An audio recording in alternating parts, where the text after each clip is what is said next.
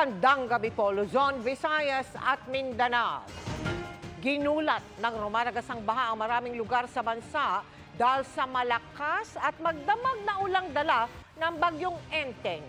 Hindi nakaligtas sa baha kahit ang matataas na lugar gaya ng Antipolo, Rizal, kung saan 7 ang napaulat na nasawi. 3 sa kanilang nalunod habang 4 ang natabunan ng buhay, kabilang po ang isang buntis. Yan ang aking tinutukan. Ito ang gumising kanina sa mga residente ng Sitio Kinapaw, Daang Pari, Antipolo City. Gumuho ang bahagi ng bundok at natabunan ang 3 taong nasa loob ng isang bahay sa paanan. Unang nahugot ang 9 na buwang buntis. Ito lang. Alalay lang. Ikalawang naialis ng rescue team ang isang lalaki.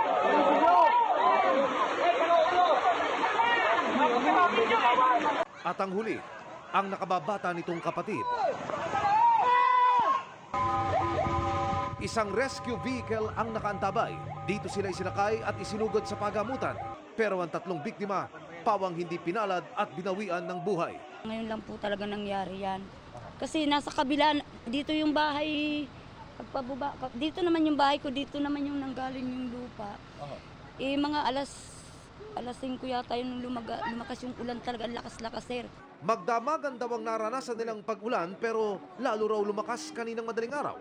Nagulat na lang po ako, yung pamangking ko doon din natulog sa bahay na yon.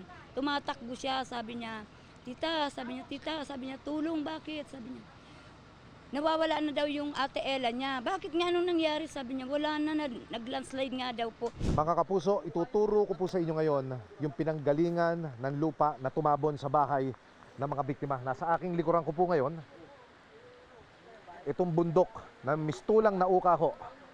Kung inyo makikita, ang lupa ay bumagsak dito po sa kalsada sa aking likuran. At yung bahagi ho ay doon naman nagpunta. Diyan ho nakatira yung mga biktimang nasawi kanina.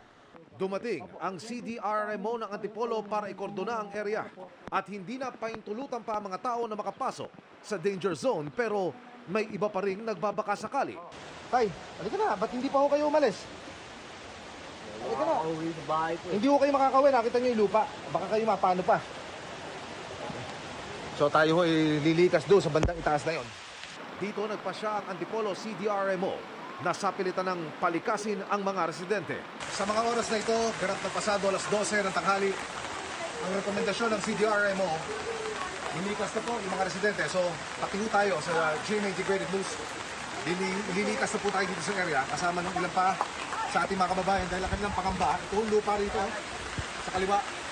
Mahina na rin at may bumabagsak na tikatik na mga bato. So, aangat tayo doon sa bandang ibabaw.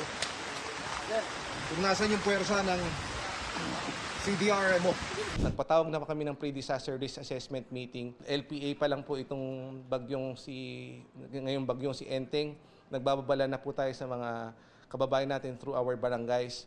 Pero kanina, during the operations, meron pa rin po talagang mga kababayan po natin na ayaw pong lumikas. Sa kabuuan ng Antipolo, 4 ang namatay sa landslides.